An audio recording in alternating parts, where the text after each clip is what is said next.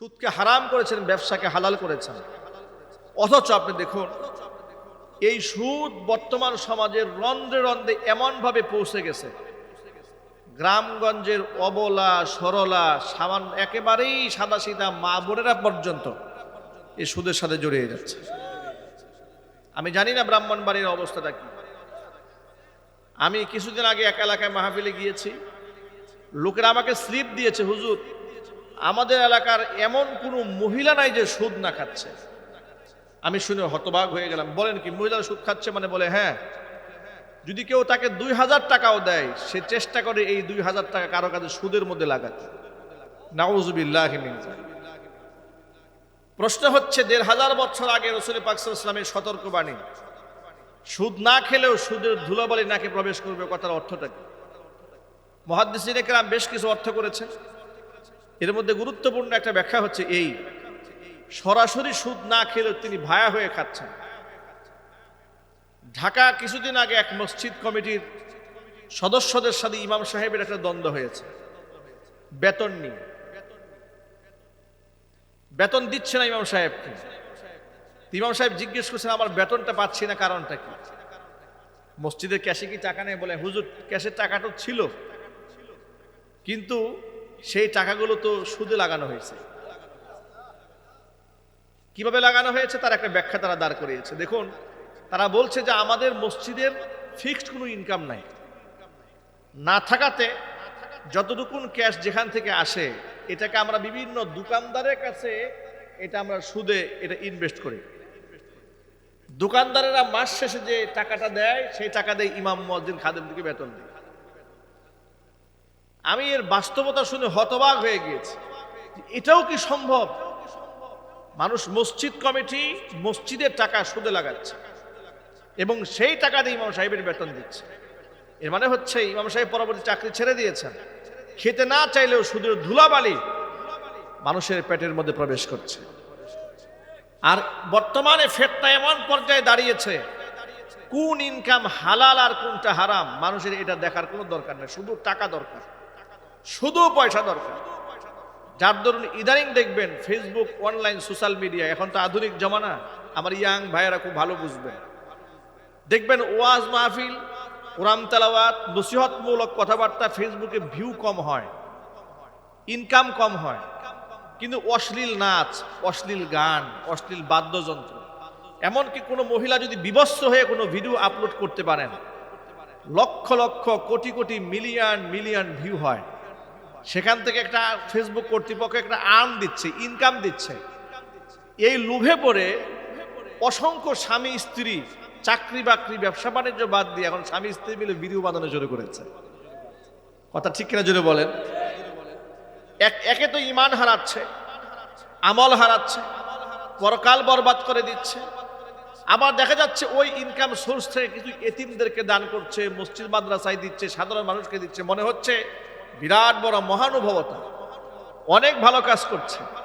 প্রিয় ভাইরা, জামায় যদি নাপাক লাগে সেই নাপাক ধোয়ার জন্য দুইটা পলিসি। হয়তো আপনি পেশাবের বালতি যদি ঢোকান সেটাও কিন্তু পরিষ্কার হবে, বাহ্যিকভাবে দেখা যাবে পরিষ্কার হয়ে যাচ্ছে। আবার যদি স্বচ্ছ পানিতে চুবান সেটাও বাহ্যিকভাবে আপনি মনে হবে পরিষ্কার হয়ে গেছে। কোনো জ্ঞানী বুদ্ধিমান মানুষ কি পেশাবের বালতির মধ্যে ঢুকায় নাপাকি পরিষ্কার করার চেষ্টা করবে? নিশ্চয়ই করবে না। সামাজিকভাবে দেখা যাচ্ছে এই সমস্ত কন্টেন্ট ক্রিয়েটর তারা মনে করছে যে আমি তো বিরাট বড় টাকা ইনকাম করছি, কিছু মানবিক কাজ করি, এই টাকাটা আমি ফকিরকে দিচ্ছি, কিছু মিসকিনকে দিচ্ছি, এতিম অসহায়কে দিচ্ছি, তো আমার তো মানুষের মানবতার কাজ করছি, মানুষ আমার জন্য দোয়া করছে। কিন্তু এতটুকু আন্দাজ করতে হবে আমার ইনকামটা হালাল কিনা। ইনকামে যদি হালাল না হয় আমার সমস্ত চাওয়া, আমার সমস্ত দোয়া, আমার সমস্ত সিজদা সব ধ্বংস হয়ে যাবে, কোনো কাজে আসবে না। এই জন্য আল্লাহর নবী 1500 বছর আগে ঘোষণা দিয়ে বলেছেন, লা ইয়াদখুলুল জান্নাতা লাহমুন নাবাতা মিনাস সুহতি। হারাম রক্তে মাংসে যে দেহটা গঠিত হয় ওই দেহ কোনোদিন জান্নাতে প্রবেশ করবে না। জোরে বলেন নাউজুবিল্লাহ। সুদ এত ভয়াবহ হারাম, নবী করিম সাল্লাল্লাহু আলাইহি সাল্লাম বলেছেন দিরহামু রিবা ইয়াকুলুহুর রাজুলু ওয়া হুয়া ইয়ালামু আসাদ্দু মিন সিত্তাতি ওয়া সালাসিনা জানিয়াতান। জেনে শুনে যদি 1 দিরহাম পরিমাণ সুদ কেউ খায়, 36 বার জিনা করলে যে গুনাহ হতো তার থেকে ভয়াবহ গুনাহ আমল নামায় লিখিত হয়ে যায়। ভাইয়ের আমার, এক বাক্যে জবাব দিয়ে বলেন, জিনা ব্যভিচার হালাল না হারাম? কত বড় নিন্দনীয় কাজ! যে কাজ সমাজের মধ্যে কেউ করলে, অবৈধ ব্যভিচার করলে সামাজিকভাবে তাকে বয়কট করা হয়, ঠিক কিনা বলেন? সমাজের মানুষ তাই খারাপ দৃষ্টিতে দেখে। 36 বার জিনা করলে যে গুনাহ হয়, 1 দিরহাম জেনে শুনে সুদ খাইলে তার থেকে ভয়াবহ গুনাহ হয়। কিন্তু দুঃখজনক বাস্তবতা হচ্ছে, সমাজের মধ্যে কেউ যদি ব্যভিচার করে তাকে মানুষ খারাপ দৃষ্টিতে দেখলেও সুদখুরকে কেউ খারাপ দৃষ্টিতে ইদানিং আর দেখে না। ঘুষখুরকে কেউ খারাপ মনে করে না। অন্যায়ভাবে অর্থ উপার্জন করলে এখন আর কেউ খারাপ দৃষ্টিতে দেখে না। সরকারি অফিসারের কাছে মেয়ে বিয়ে দেওয়ার জন্য পাগল হয়ে গেছে। জিজ্ঞেস করলো, কি ব্যাপার? চেহারার কোনো ঢক নাই, সুরত নাই, সিরাত নাই, কি দেখে বিবাহ দিলেন? বলে সরকারি চাকরি করে, জামাই বিরাট চাকরি করে। বলে বেতন কত পায়? বলে বেতন খুব একটা নাই, এই 15-20 হাজার টাকার মতো পায়, কিন্তু উপরে ইনকাম আছে 60-70 হাজার টাকা। নাউজুবিল্লাহ বলবেন না?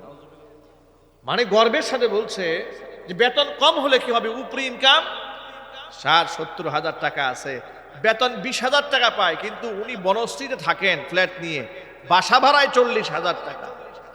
নাউজুবিল্লাহ বলবেন না? সরকারি পিয়ন।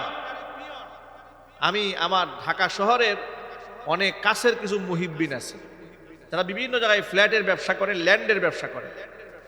তা আমাকে একদিন বলছে, হুজুর আপনি তো আলেম মানুষ, বয়ান করেন, আপনার কিছু তথ্য দেই।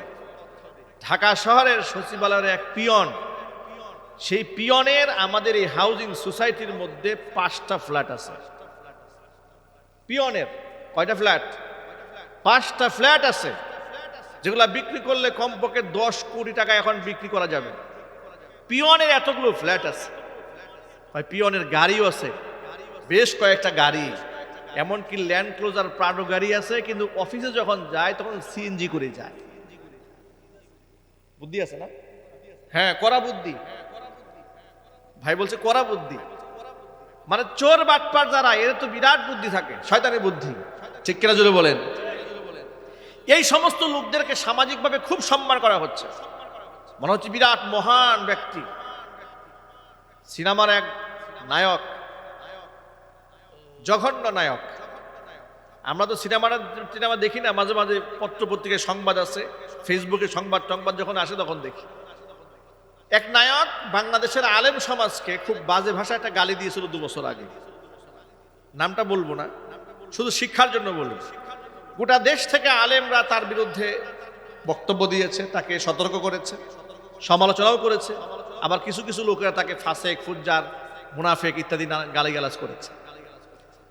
তো তিনি সাংবাদিকদেরকে বক্তব্য দিতে এসে, ইন্টারভিউ দিতে এসে বললেন যে, দেখুন আপনারা আমাকে খারাপ মনে করবেন না, আপনারা আমাকে কাফের মনে করেন না, আমি নাস্তিক না, আমি কিন্তু একটা মসজিদ কমিটির সভাপতি। আল্লাহর কসম করে বলি, সে যে আলেমকে গালি দিয়েছিল আমি এতটা আঘাত পাই না, কারণ সে আলেমের মর্তবা তো বুঝেটা কি আর মূল্যায়নটা করবে কি।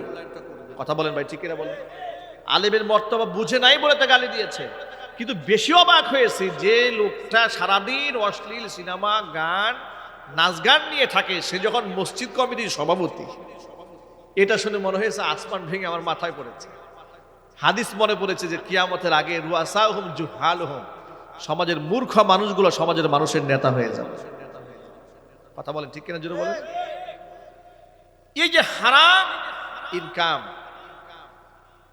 সুদ এবং ঘুষ এতটা স্বাভাবিক হয়েছে, এতটাই স্বাভাবিক যে কন্ট্রাক্ট করে সরাসরি বলছে, আমি কাজ এটা ফাইল সই করব না, 10,000 টাকা লাগবে, 20,000 টাকা লাগবে, কন্ট্রাক্ট হয়ে যাচ্ছে। এই যে আপনারা দেখেছেন না, আপনারা তো এখন সচেতন।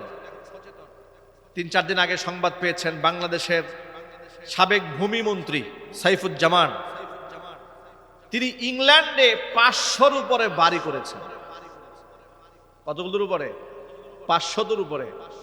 দুবাইতে বাড়ি কিনেছেন, পৃথিবীর বিভিন্ন দেশে কিনেছেন, পৃথিবীর বিভিন্ন দেশে শত শত বাড়ির মালিক হাজার হাজার কোটি টাকা দেশ থেকে বিদেশে পাচার করে নিয়ে গেছে। ডক্টর মোহাম্মদ ইউনূস যখন সে দেশে দুর্নীতি যারা দমন করে, ক্রাইমকে যারা নিয়ন্ত্রণ করে, তাদের কমিশনের কাছে তিনি নালিশ দিয়েছেন, তার সম্পদকে জব্দ করার জন্য আবেদন জানিয়েছেন। তার সম্পদগুলো জব্দ করা হলো। বুঝাবার জন্য বলি প্রিয় ভাইরা, এদেশে এমপি এবং মন্ত্রী হওয়ার জন্য লোকেরা এত পাগল কেন জানেন? কারণ এই বাংলাদেশ এমন একটা দেশ, এমপি এবং মন্ত্রী কিংবা সাধারণ এলাকার একটা পাতি নেতা হতে পারলেও শিল্পপতিরা তার সাথে পারবে না। কথা ঠিক কিনা জুড়ে বলেন? ব্যারিস্টার, লয়ার, প্রফেসর, যত বড় মুফতি আর মুহাদ্দিস হোক না কেন, এলাকার পাতি নেতার সামনে কোনো টাইম নাই। এলাকার পাতি নেতার যে গরম, স্টেজে উঠলে পাতি নেতার যে আশপাশের সাঙ্গ পাঙ্গ যেগুলো থাকে, অবস্থা বড় বেগতিক।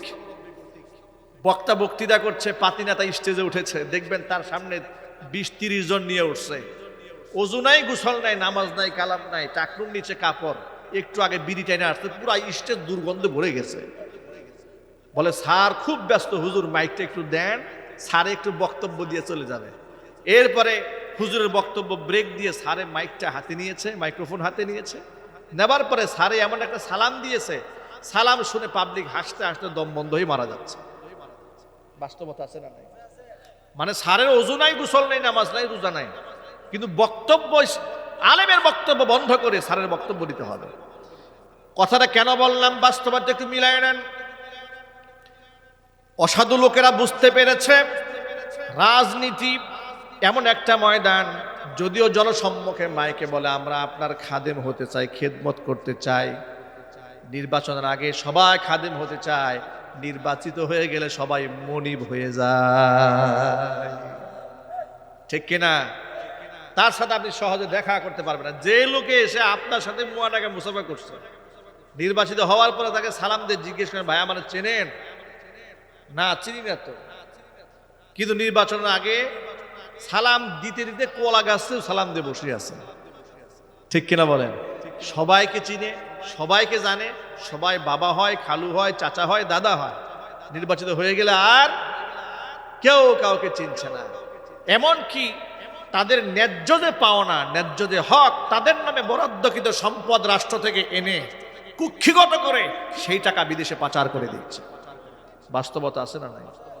এই জন্য আমরা আল্লাহর কাছে দোয়া করি, অন্তর্বর্তীকালীন সরকার সংস্কারে যতগুলো উদ্যোগ গ্রহণ করেছেন, তারা যেন সংস্কারটাই এত সুন্দর করে করতে পারেন যাতে করে রাজনীতির মাঠে যে মধুটা আছে, অর্থাৎ পয়সা ইনকামের যে সুযোগটা আছে, এমন একটা সিস্টেম, এমন একটা মেকানিজম এই রাষ্ট্রে করা উচিত যে রাষ্ট্র থেকে সম্পদ লুটপাট করার সিস্টেমটাই যেন বন্ধ হয়ে যায়।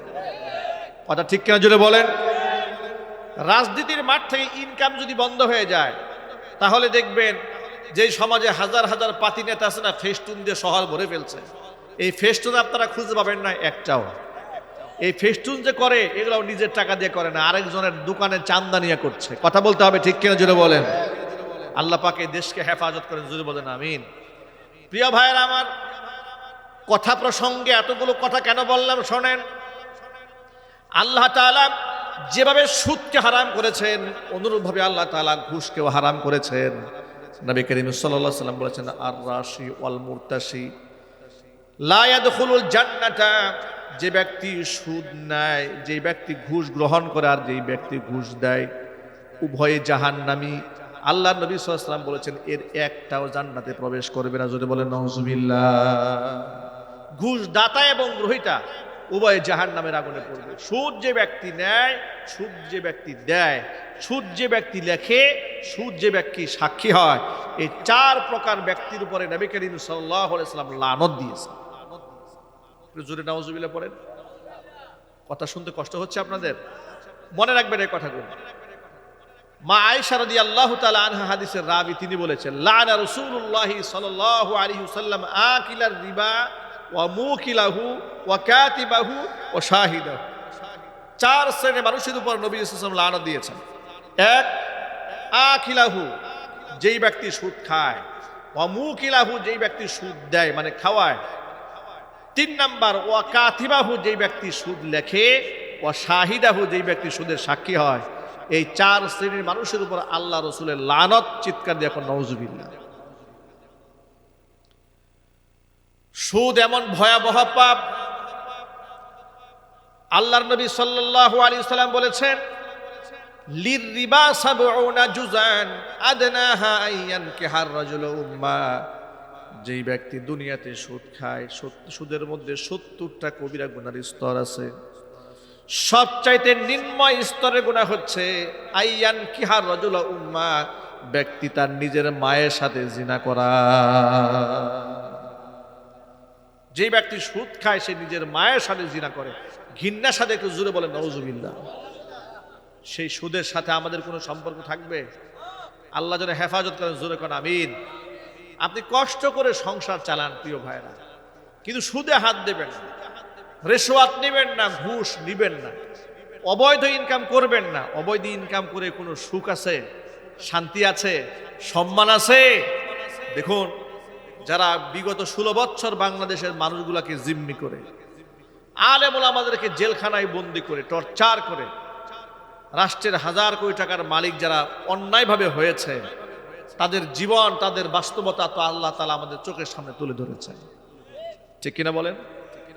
কোরআন শরীফের একটা আয়াত আছে সূরা তাহাতে, আমি মাঝে মাঝে এই আয়াতটা তেলাওয়াত করি, আর আমার মনের মধ্যে এটা নিজে থেকে আমার মধ্যে ইসলাহ আসে যে আল্লাহ তাআলা আমাদেরকে কত সুন্দর সবক দিয়েছেন, কত সুন্দর করে বুঝিয়েছেন। এই পৃথিবীর মানুষ যদি এখান থেকে শিক্ষা গ্রহণ করত। কোরআনের ভাষায় আপনাদেরকে নসিহতটা শোনাচ্ছি। আল্লাহ পাক বলছেন, ওয়ামান আ'রাদা আন যিকরি ফাইন্না লাহু মাঈশাতান দানকা ওয়া নাহশুরুহু ইয়াওমাল কিয়ামাতি আ'মা قال رب لم حشرتني أعمى وقد كنت بصيرا قال كذلك أتتك آياتنا فنسيتها وكذلك اليوم تنسى। আল্লাহ পাক বলছেন, ওয়ামান আ'রাদা আন যিকরি, যেই ব্যক্তি আমার কোরআন থেকে মুখটা ফিরাই নেবে। মান আ'রাদা আন যিকরি আই কোরআনি, আমার কোরআন বিমুখ জীবন যাপন যে ব্যক্তি করবে, ফাইন্না লাহু মাঈশাতান দানকা, এই পৃথিবীতে অজস্র সম্পদের মালিক সে হয়েও যেতে পারে, কিন্তু তার জিন্দেগিটাকে আমি আল্লাহ সংকীর্ণ বানায় দেব। মনের মধ্যে সুখ থাকবে না, সংসারে শান্তি থাকবে না, রাজনৈতিকভাবে বিরাট প্রভাব দেখা দিলেও মানসিকভাবে তার চাইতে জঘন্য, তার চাইতে অপরাধ প্রবণতায় আর কেউ ভুগবে না। মানে তার গোটা জীবনটাকে আমি আল্লাহ তাআলা সংকীর্ণ বানাই দেব। বাস্তব প্রমাণে একটু আমাদের বাংলাদেশের ওই সমস্ত ব্যক্তিদের দিকে একটু তাকায় দেখেন, যারা আলেমদেরকে কোমরের মধ্যে রশি লাগিয়েছিল, হাতের মধ্যে হ্যান্ডকাপ পরিয়ে মানুষের সামনে লাঞ্ছিত অপমানিত করেছে, আছে না নাই? একটু জোরে বলতে হবে। আলেমের নামে মিথ্যা মামলা দিয়ে বছরের পর বছর অন্ধকার কারাগারে রেখেছে, আলেমদেরকে আয়না ঘরে রেখে টর্চার করেছে, কষ্ট দিয়েছে, চিকিৎসা পর্যন্ত গ্রহণ করতে দেয় নাই। যারা এই সমস্ত জুলুম অত্যাচার করেছে, একটু তাদের বাস্তব জীবনের দিকে বর্তমান তাকায় দেখেন, গোটা পৃথিবীর জমিন আল্লাহ পাক তাদের জন্য সংকীর্ণ বানিয়ে দিয়েছে। ঠিক কিনা বলেন? তারা নিজের ঘরে বসবাস পর্যন্ত করতে পারে না, তারা বিদেশে রিফিউজি হয়ে পড়ে আছে, বেঁচেও তারা মরা মানুষের মতো জীবন যাপন করছে। কথা ঠিক নেবে? ঠিক।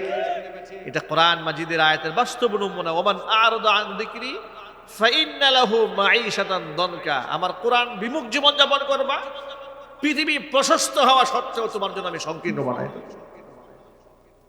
শুধু কি তাই? আল্লাহ পাক বলছেন, দুনিয়াবি শাস্তি এটা যে দুনিয়া সংকীর্ণ হয়ে যাবে, পরকালীন শাস্তি হবে আরো ভয়াবহ। তওবা না করে যদি মারা যায়, এর পরকালীন শাস্তি তো আরো ভয়াবহ হয়ে যাবে। ওয়ানাহশুরুহু ইয়াউমাল কিয়ামাতি আ'মা, কিয়ামতের দিন একে আমি অন্ধ বানিয়ে হাসরের ময়দানে উঠাবো, সে দু চোখে কিছু দেখতে পাবে না। সে আমাকে ডেকে হাসরের ময়দানে বলবে, ক্বালা রাব্বি লিমা হাশারাতানি আমা ওয়া ক্বাদ কুনতু বাসীরা, আল্লাহ তাআলা তুমি কেন আমাকে অন্ধ বানালে? দুনিয়াতে তো আমি চক্ষুষ্মান ছিলাম, দৃষ্টি সম্পন্ন ছিলাম, আমি দৃষ্টি প্রতিবন্ধী ছিলাম না, তাহলে আমি দেখতে পাই না কেন? অন্ধ বানিয়ে কেন তুমি আমাকে উঠালে? আল্লাহ পাকের পক্ষ থেকে জবাব দেওয়া হবে, ক্বালা কাযালিকা আতাতকা আয়াতুনা ফানাসিতাহা ওয়া কাযালিকাল ইয়াউমা তুনসা, এভাবে দুনিয়াতে আমার আয়াতগুলো তোমার কাছে এসেছিল, ফানাসিতাহা তুমি আমার আয়াতকে সেদিন ভুলে গিয়েছিলে, ওয়া কাযালিকাল ইয়াউমা তুনসা তুমি আমার কোরআনকে যেভাবে ভুলে গিয়েছিলে আজকে তোমাকে ঠিক সেভাবেই ভুলে যাওয়া হবে। চিৎকার যখন নাউযুবিল্লাহি মিন যালিক। আল্লাহ তাআলা আমাদের সাথে এমন মুআমালা করুক, এটা কি আমরা চাই? আর চিৎকার দিয়ে বলুন চাই। কোরআন বিমুখ জীবন যাপন আমরা করতে চাই না, আমরা কোরআন মুখী জীবন যাপন করতে চাই। আমাদের শিক্ষা সিলেবাসের মধ্যে আমরা কোরআন চাই। কথা বলেন ঠিক কিনা বলেন? স্কুল, কলেজ, বিশ্ববিদ্যালয়ে সর্বত্র কোরআন রাখার দরকার আছে না নাই?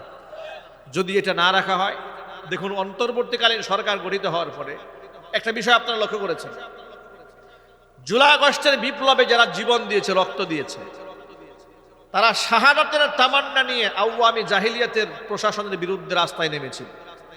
শাহাদাতের তামান্না নিয়ে তাদের ফেসবুক স্ট্যাটাসগুলো দেখেন, তারা সবসময় বলেছে আমরা শহীদ হতে চাই, রাষ্ট্রের জন্য জীবন দিতে চাই, দেশের জন্য জীবন দেব, শহীদ হব। বারবার তারা শাহাদাতের তামান্না পেশ করেছেন। এমনকি জুলাই আগস্টের বিপ্লবে যারা জীবনের ঝুঁকি নিয়ে রাষ্ট্রকে স্বাধীন করেছেন, তারা প্রথম রাষ্ট্র স্বাধীন হওয়ার পরে গণভবনে, এই দৃশ্য আপনারা নিজের চোখে দেখেছেন অনলাইনে, গণভবনে খালি মাঠে বালুর মধ্যে ঘাসের মধ্যে সেজদায় লুটিয়ে পড়ে মহান রবের শুকরিয়া আদায় করেছে। কথা ঠিক কিনা জোরে বলেন? শুধু সেজদা করেই শেষ করে নাই, সেজদা দিয়েছে, চোখের পানি ছেড়ে কান্না করেছে। জাল্লা বর্তমান জমানার লেডি ফেরাউন দৈত্য দানবের হাত থেকে দেশটাকে তুমি মুক্ত করে দিয়েছো, কোন আলহামদুলিল্লাহ। তাহলে যারা, যে সমস্ত শহীদরা আল্লাহর জন্য জীবন দিল, জালেমের বিরুদ্ধে নিজের জীবনটা সঁপে দিল, দুঃখজনক বাস্তবতা হচ্ছে ওই সমস্ত শহীদদের নামে বর্তমানে বিভিন্ন জায়গায় দেখি কনসার্ট হয়, গান হয়। নাউজুবিল্লাহ পড়বেন না। এটা কত দুঃখজনক একটা বাস্তবতা যে শহীদরা আল্লাহর জন্য জীবন দিয়েছে, দেশপ্রেম নিয়ে জীবন দিয়েছে। এমনকি যাদের মুখে স্লোগান ছিল নারায়ে তাকবীর আল্লাহু আকবার, সাবিরুনা সাবিরুনা আল জিহাদ স্লোগান আমি নিজ কানে শুনেছি। আল্লাহু আকবার বলেন। আপনাদেরকে একটা বাস্তবতার গল্প বলি। জুলাই আগস্টের বিপ্লবে যারা করেছে, প্রথম সারিতে যারা ছিল, তা তো স্কুল, কলেজ, বিশ্ববিদ্যালয়ের ছাত্র এবং ছাত্রীরা, ঠিক কিনা বলেন, আন্দোলন করছে। আমি হঠাৎ করে দেখতে পেলাম যে কিছু ছাত্ররা রাজপথে মিছিল করছে, তারা স্লোগান দিচ্ছে নারায়ে তাকবীর আল্লাহু আকবার। আমি মনে মনে ভাবলাম নিশ্চয়ই কোনো আলেমুল আমাদের সংগঠন এগিয়ে এসছে। ব্যালকনিতে তাকাই দেখি না, কোনো আলেমুল আমা না, স্কুল কলেজের ছেলেমেয়েরা স্লোগান দিচ্ছে নারায়ে তাকবীর আল্লাহু আকবার। আপনি শুনে অবাক হয়ে যাবেন, কালেমা খচিত পতাকা, সাদা, সম্পূর্ণ সাদা কাপড়ের মধ্যে কালো অক্ষরে লেখা লা ইলাহা ইল্লাল্লাহু মুহাম্মাদুর রাসূলুল্লাহ, পতাকা নিয়ে আমার বাসার সামনে দিয়ে যাচ্ছে। আমি অবাক হয়ে গেলাম, যেগুলো মাদ্রাসার ছাত্র না, স্কুলের ছাত্র, কলেজের ছাত্র, ছেলে এবং মেয়েরা।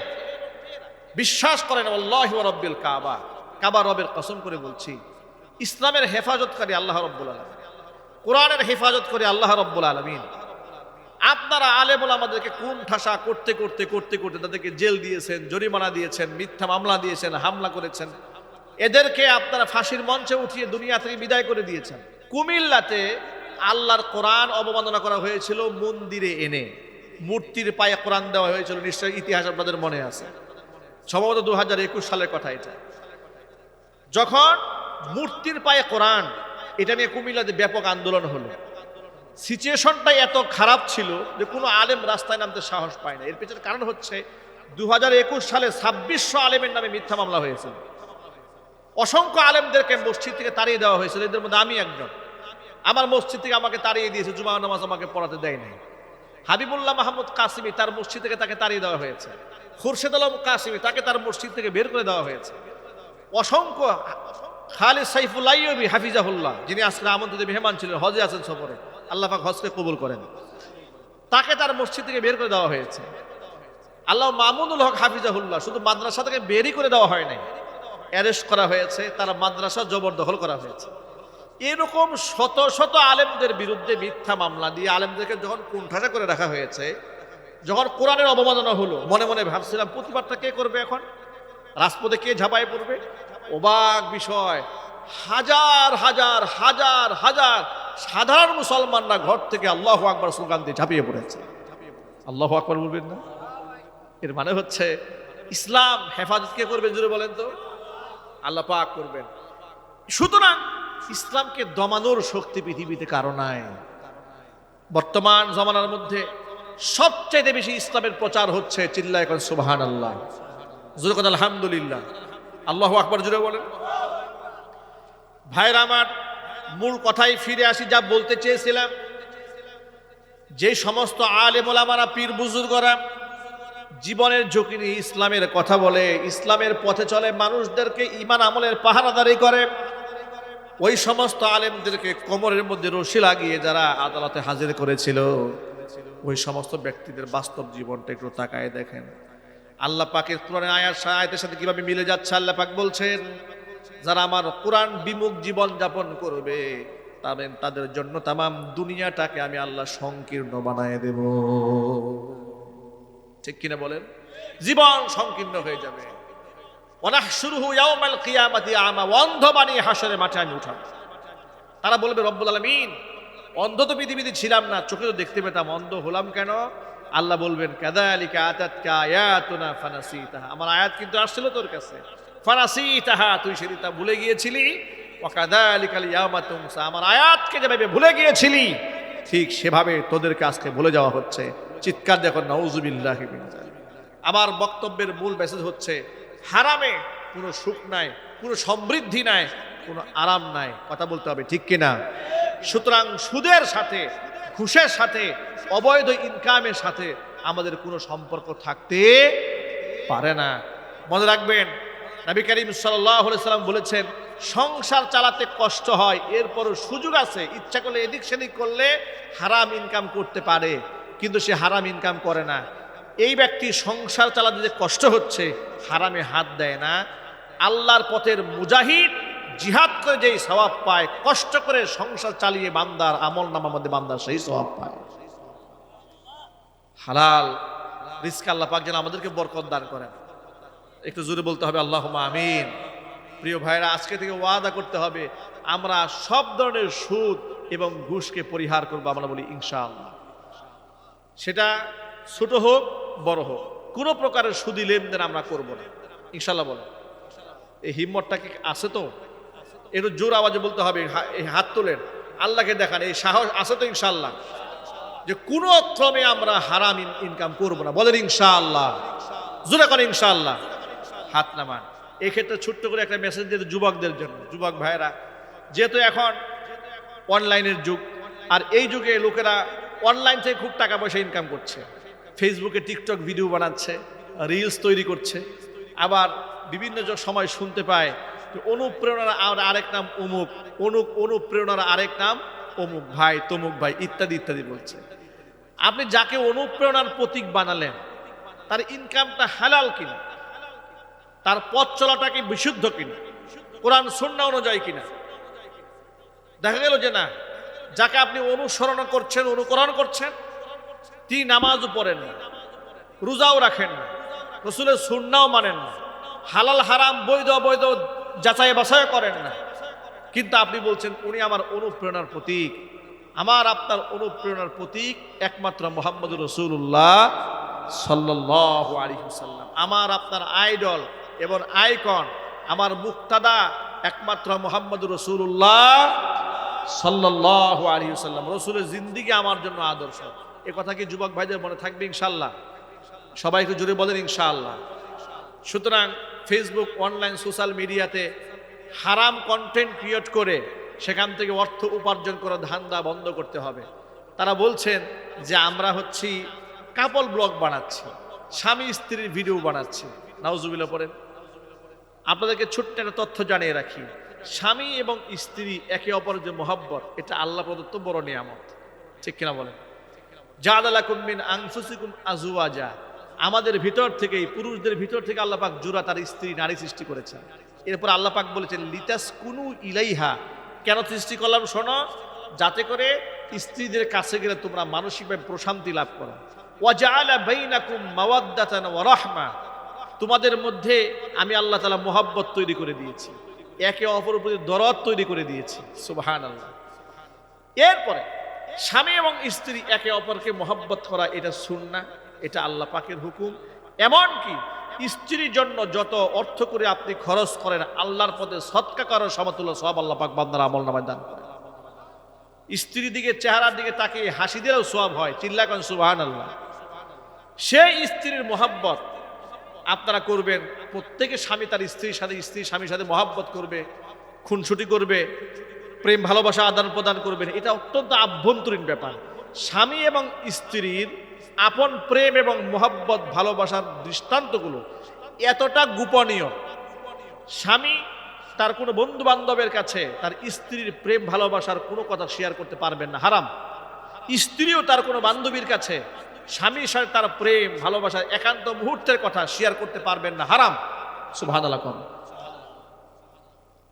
কিয়ামতের ময়দানে সবচাইতে বড় আমানতের খিয়ানতকারী হিসেবে কাকে দাঁড় করানো হবে শুনে? আল্লাহ নবী সাল্লাল্লাহু আলাইহি ওয়াসাল্লাম বলেছেন,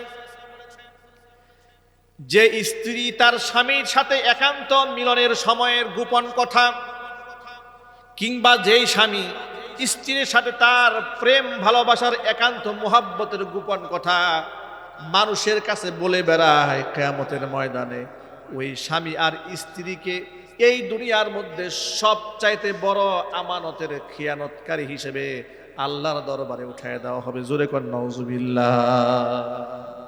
স্বামী স্ত্রীর প্রেম আদান প্রদান আভ্যন্তরীণ ব্যাপার, এটা পরপুরুষের সাথে শেয়ার করতে নেই, পরনারীর সাথে শেয়ার করতে নেই।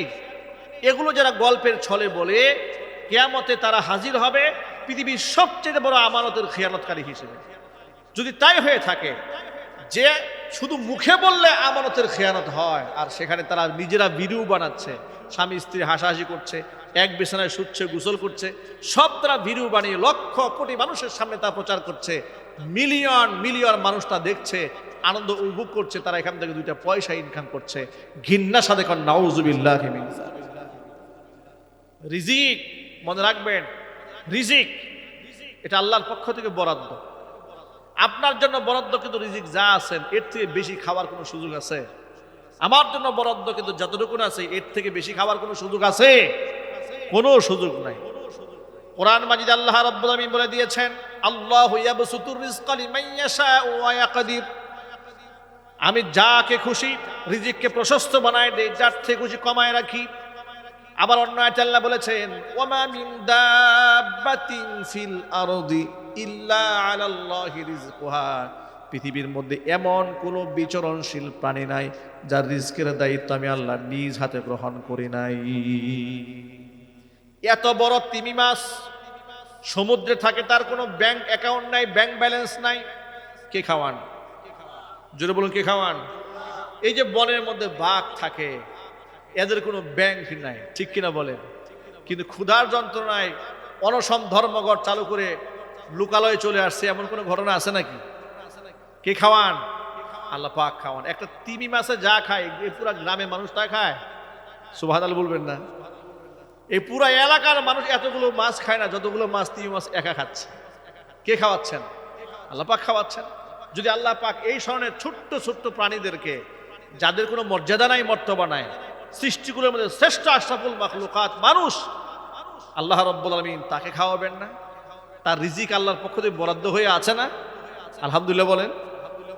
আচ্ছা, যারা এই হাজার হাজার কোটি টাকা মেরে নিয়ে গেল, এই টাকা তারা ভোগ করতে পারবে? খেতে পারবে? তার জন্য যতটুকু বরাদ্দ ঠিক ততটুকু তিনি খেতে পারবেন। সর্বশেষ 3.5 হাত মাটি সবার জন্য বরাদ্দ, ব্যাস এতটুকুন জায়গা নিয়ে তিনি দুনিয়া থেকে চলে যাবে। তাহলে এই হাহতাশ, এই পেরেশানি, এই ঝগড়া, এই হিংসা, এই জিঘাংসা সব পরিহার করতে হবে। আল্লাহ যেন তৌফিক দান করে, জোরে কোন আমিন। আমার এগুলো আপনাদের সামনে বলার মূল উদ্দেশ্য হলো, যুবক ভাইরা সাবধান হয়ে যান। এই কাপল ব্লগ দেখছেন আর বলতেছেন আহারে অমুকে মাসে 10 লাখ টাকা ইনকাম করছে, কেউ 15 লক্ষ টাকা মাসে ইনকাম করছে, 20 লক্ষ টাকা ইনকাম করছে, সুবহানাল্লাহ। অতএব অনুপ্রেরণার অমুক, অমুক প্রেরণার ভাই হচ্ছেন অমুক, না, এগুলো বলা যাবে না। আমার জন্য অনুপ্রেরণার একমাত্র ব্যক্তি হচ্ছেন মুহাম্মদুর রাসূলুল্লাহ সাল্লাল্লাহু আলাইহি ওয়াসাল্লাম, এবং সেটা রাসূল পাক সাল্লাল্লাহু আলাইহি ওয়াসাল্লাম হালাল রুজি রোজগারের জন্য আল্লাহ নবী সাল্লাল্লাহু আলাইহি ওয়াসাল্লাম কেমন কঠোর পরিশ্রম করেছেন। এমনকি আপনাদেরকে ছোট্ট একটা হাদিস বলে বয়ান আমি শেষ দিকে নিয়ে যাব, খুব গভীর মনোযোগ সহকারে কথাটা শুনবেন। আমরা এখানে যারা বসে আছি, আল্লাহ তাআলা কিন্তু আমাদেরকে অত্যন্ত মোহাব্বত করে অনেক সুখী সমৃদ্ধির জীবন আমাদেরকে দান করেছেন। সাহাবায়ে কেরাম রিস্কের জন্য যে কষ্ট করেছেন, ক্ষুধার যন্ত্রণায় যে কষ্ট করেছেন, তার শতভাগের 1 ভাগ কষ্ট আমরা করি। যদি বলুন ভাই করি আমরা? না, আমরা করি না। এরপরেও কিন্তু আমাদের মধ্যে হাহতাশির কোনো শেষ নাই। জিজ্ঞেস করেন ভাই কেমন আছেন, আর বলবেন না হুজুর একদম সর্বনাশ হয়ে গেছে। কি সর্বনাশ হয়েছে? ব্যবসা বাণিজ্যের লস, ক্ষেত খামারের লস, মন এমনিতে খারাপ হয়ে আছে। জীবনের সকল ক্ষেত্রে আল্লাহর সিদ্ধান্তের উপর খুশি থেকে বলবেন আলহামদুলিল্লাহ। কথাটা মনে থাকবেন ইনশাআল্লাহ। নবী করিম সাল্লাল্লাহু আলাইহি ওয়াসাল্লাম একদিন এশারের নামাজের পরে ঘর থেকে বের হয়েছে। কিছু দূর হেঁটে দেখতে পেলেন হযরতে আবু বকর সিদ্দিক রাদিয়াল্লাহু তাআলা আনহু ঘর থেকে বের হয়ে রাস্তায় এসেছেন। আবার আরেকটু সামনে গেলেন, দেখলেন হযরত উমর সামনে এগিয়ে এলেন। এবার নবীজি আবু বকর এবং উমরকে জিজ্ঞেস করলেন, মা আখরাজাকুমা? আবু বকর, উমর, ঘর থেকে কেন বের হয়েছে? কোন জিনিস তোমাদেরকে ঘর থেকে বের করে দিয়েছে? আবু বকর উমর জবাব দিয়ে বললেন, আল জুউ ইয়া রাসূলুল্লাহ, ও আল্লাহর রাসূল, ক্ষুধার যন্ত্রণা সহ্য করতে পারি নাই, ঘর থেকে বের হতে বাধ্য হয়েছি। আল্লাহর নবী সাল্লাল্লাহু আলাইহি ওয়াসাল্লাম এবার জবাব দিয়ে বললেন, আবু বকর উমর শোনো, আমি আল্লাহর নামের কসম করে বলি, যে জিনিস তোমাদেরকে ঘরে থাকতে দেয় নাই, সেই জিনিস আমি মুহাম্মদ সাল্লাল্লাহু আলাইহি সাল্লামকে ঘরে থাকতে দেয় নাই। এর মানে আমি নিজেও ক্ষুধার যন্ত্রণা বের হয়ে এসেছি। আবু বকর উমরকে সাথে নিয়ে নবীজি একজন আনসারী সাহাবীর বাড়িতে গেলেন। আনসারী সাহাবী বাড়ি ছিলেন না।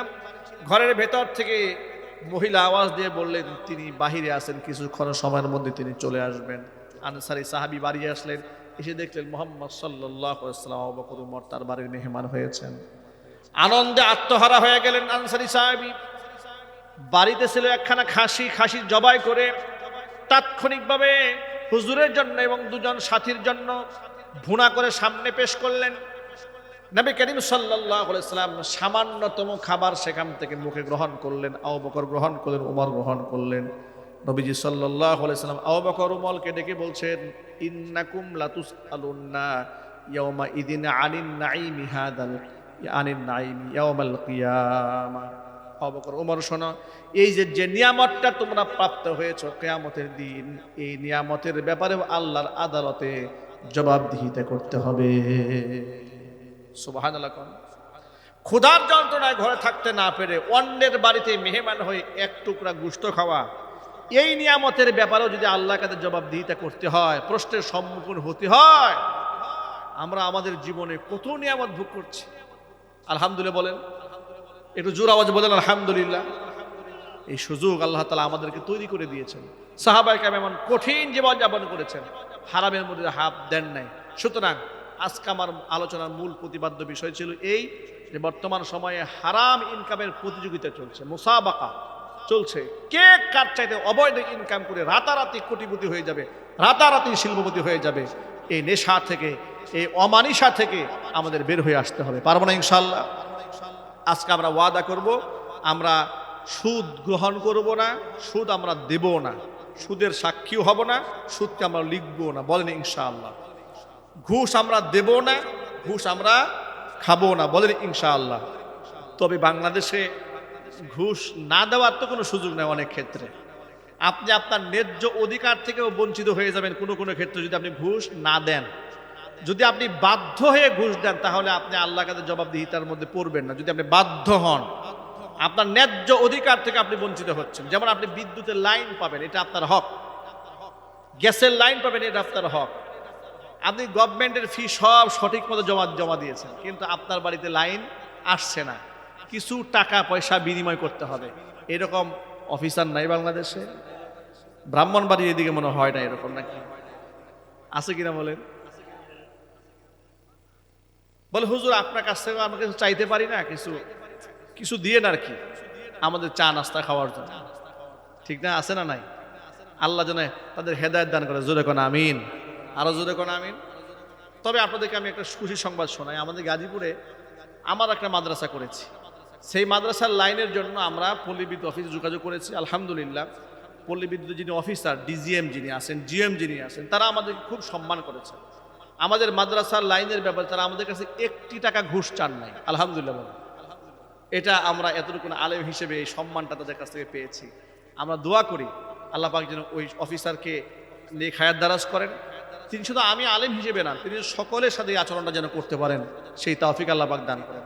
আমরা চাই বাংলাদেশের প্রত্যেকটা সেক্টরে এরকম সৎ ইনসাফগার অফিসার তৈরি হয়ে যাক, চাই না আমরা? আর এটা করতে গেলে কি করতে হবে? আমাদের একটা সংস্কার প্রয়োজন, রাষ্ট্রের অবকাঠামোর পরিবর্তন আনা দরকার আছে। সুতরাং আল্লাহ রাব্বুল আলামিন এই রাষ্ট্রের অবকাঠামো সঠিক করে দেন এবং আমাদেরকে হক হালাল মতো চলার তৌফিক দান করেন। সকলে জোর আওয়াজে বলেন আল্লাহুম্মা আমিন।